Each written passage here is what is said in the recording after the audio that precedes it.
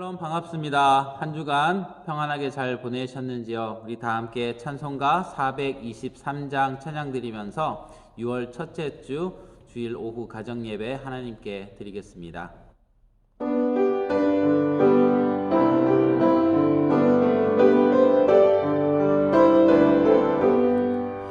목보다도 더 검은 죄로 물든 마음이 흰 눈보다 더히게 깨끗하게 씻겼네.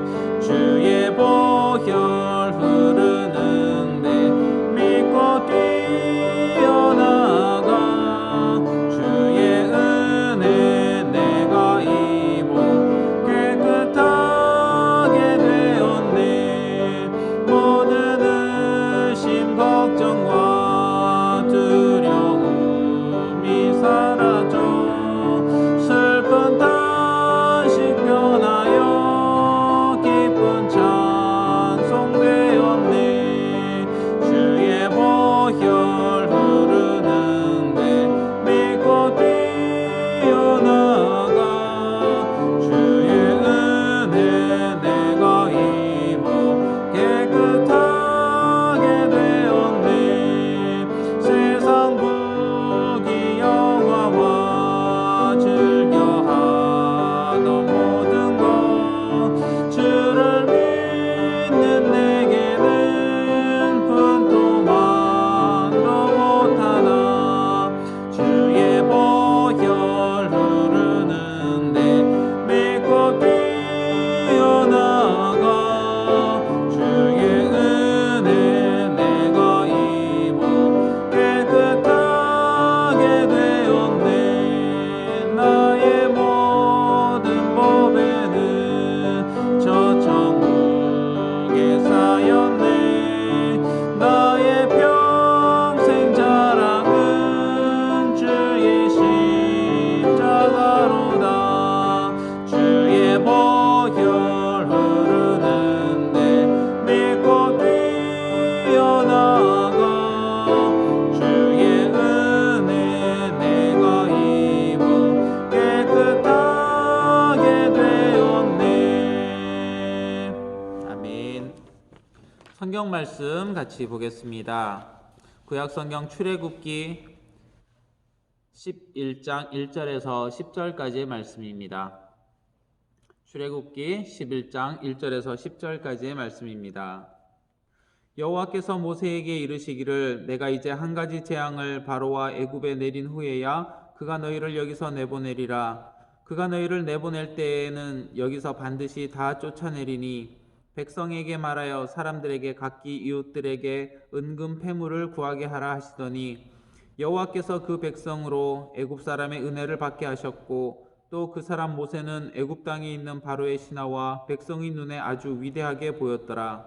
모세가 바로에게 이르되 여호와께서 이와 같이 말씀하시기를 밤중에 내가 애굽 가운데로 들어가리니 애굽 땅에 있는 모든 처음 난 것은 왕 위에 앉아 있는 바로의 장자로부터 맷돌 뒤에 있는 몸종의 장자와 모든 가축의 처음 난 것까지 죽으리니 애굽 온 땅에 전무후무한 큰 부르짖음이 있으리라.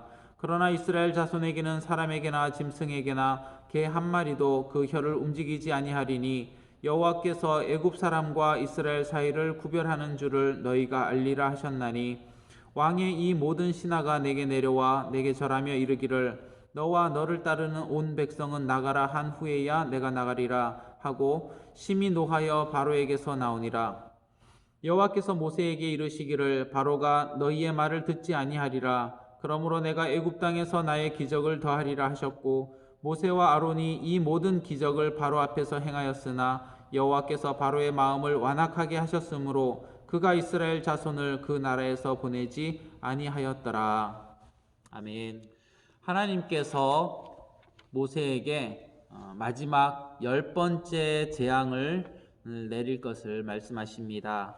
그리고 이 마지막 재앙을 당한 후에야 비로소 이제 이스라엘 백성들을 내보내되 마치 그들을 쫓아내듯이 황급하게 내보내게 될 것이다 라고 말씀하고 계십니다. 하나님은 이스라엘 백성들이 애굽을 떠날 때 빈손으로 나오지 않고 애굽의 보아들을 함께 가지고 나올 것이다 라고 또 약속하십니다.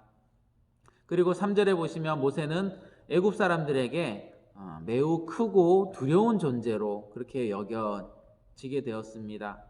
하나님께서 함께 하는 사람은 결국 세상이 두려워하게 마련입니다. 모세는 바로 앞에 서서 이제 마지막 하나님의 말씀을 전합니다. 곧 모든 장자들이 죽게 될 것이다 라는 그런 예언이었습니다. 그 죽음은 지위가 높고 낮음에 관계없고 또 사람들뿐만 아니라 살아있는 모든 짐승들, 가축에까지 이르는 그런 죽음이었습니다. 장자가 죽는다는 것은 상징적으로 모든 사람과 모든 생명의 죽음을 뜻하는 것이었습니다. 그러나 아직 하나님의 마지막 심판이 때는 아니었기 때문에 하나님께서 애굽의 모든 사람을 죽이시지는 않고 이제 장자들만 골라서 죽이신 것입니다. 이렇게 장자가 죽는다는 것은 단지 장자들만 죽게 됨을 말하려는 것이 아니라 하나님의 보편적인 심판이 임했다라는 사실을 보여주시는 것이었습니다. 그러나 이런 두려운 그런 심판의 때에라도 이스라엘에 속한 자들은 그 심판을 피할 수가 있었습니다. 하나님께서는 이 사건을 통해서 애굽과 이스라엘을 구별하는 그런 모습을 보여주십니다. 애굽 전국에는 전무후무한 큰 곡성이 있을 것이되 이스라엘 자손에게는 사람에게나 짐승에게나 개도 그 혀를 움직이지 않으리라 라고 하는 이 말씀, 이 두 백성 사이에 나타나게 될 너무나도 확연한 차이를 보여주십니다. 이러한 구별은 장차 이 세상에 우리의 주님이 다시 재림하시고 모든 세상을 심판하실 때에도 일어나게 될 영원한 구별의 그 예표가 됩니다. 세상 역사 속에서는 사람들 보기에는 믿는 자들과 믿지 않는 자들이 그렇게 그 둘 사이에서 큰 차이가 없어 보이지만 하나님의 그 마지막 심판이 이 땅에 임할 때에는 그 심판이 임할 때의 차이는 너무나도 분명하고 아주 엄연하게 나타날 것입니다. 모세는 바로 앞에서 이러한 심판의 메시지를 선포하였지만 끝내 회개하지 않고 귀를 기울이지 않는 바로에게 분노한 마음을 가지고 이제 그 발걸음을 돌이킵니다. 하나님께서는 바로가 모세와 그 아론의 경고에 귀를 기울이지 않을 것이다, 듣지 않을 것이다 라는 사실을 이미 알고 계셨습니다. 사실 지금까지 임했던 애굽에 임했던 아홉 가지 그 재앙만 보더라도 이미 그 9번의 그 재앙을 거쳤을 때 하나님이 어떠한 분이신가에 대해서는 충분히 깨달을 수 있었습니다. 그러나 그 바로의 강팍한 마음은 누가 보더라도 이 분명한 사실을 받아들이지 않으려 했습니다. 성경은 애굽이 이 10가지 재앙으로 말미암아 커다란 피해를 입게 된 것은 바로 이 바로의 이 강팍한 마음 때문이었다라고 지적하고 있습니다. 마찬가지로 죄인들이 하나님의 심판을 받게 되는 것은 바로 그 마음의 완악함 때문입니다. 하나님께서는 끊임없이 자기 자신을 나타내시고 또 구원의 기회를 허락하시는 분입니다. 그러나 죄인들은 하나님을 믿지 않으며 심판을 향해 나아갈 수밖에 없습니다. 바로는 모세를 통하여서 이 하나님의 마지막 그 경고를 들었음에도 불구하고 끝까지 순종하지 않았습니다. 하나님께서는 인내의 하나님이십니다. 하지만 그 인내가 끝이 날 때가 있음을 우리는 깨달아야 됩니다.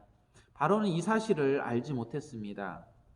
바로가 무시했던 이 모세는 사람들 앞에서 산과 같이 위대하고 능력 있는 존재로 하나님이 높이셨습니다. 하지만 하나님께 계속해서 거역한 바로는 점점 더 그 모습이 쇠퇴하고 있음을 보게 됩니다. 이처럼 하나님께서는 그의 말씀에 순종하고 행하는 자를 높이 들어서 사용하십니다.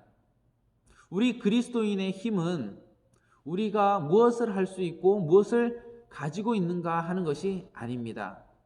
내가 하나님의 말씀에 온전히 순종하고 있는가?